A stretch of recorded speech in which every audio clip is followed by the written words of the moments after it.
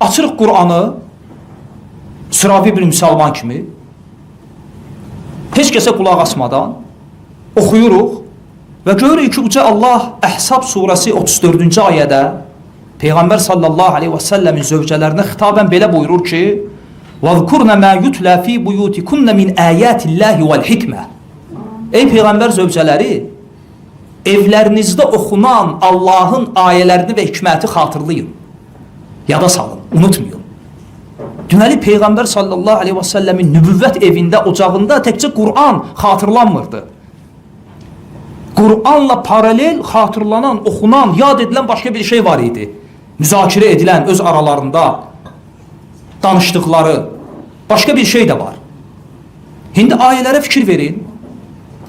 Deməli, Allah Azza və Cəllə dedi ki, Allah Muhammədə aleyhissalatu vesselamə təkcə Qur'an nazil etməyib.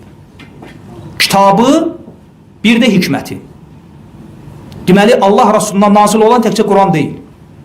Digər ayədə gördük ki, Allah Resulü aleyhissalatu vesselam ümmətinə təkcə kitabı öyrətməyib. Kitabla birlikdə həm də hikməti. Və nə qəribə təsadüfdür ki, və Allah Rasulunun evində də təkcə Qur'an müzakirə olunmuyub. Həm də onunla birlikdə nə? Hikmət. İndi sual. Bu hikmət nədir? Bax, hədis inkarçılarına deyirik. Bugün ümmət olaraq İslam ümmətinin əlində Qur'anla paralel, Qur'anla yanaşı, sünnədən başqa bir şey var? Heç bir şey yoxdur. Hələ müzakirə etmirik, hikmət nədir?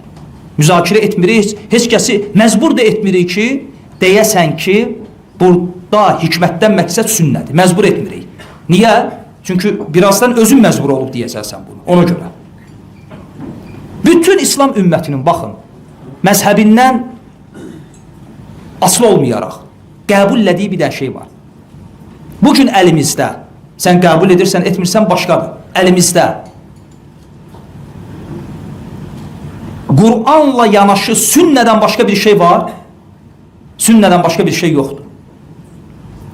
Və biz iddia edirik ki, müsəlmanlar iddia edir ki, bu ayələrdə qeyd olunan, Peyğəmbərə nazil olan və Peyğəmbərin ümmətinə öyrətdiyi hikmət məhz sünnədir.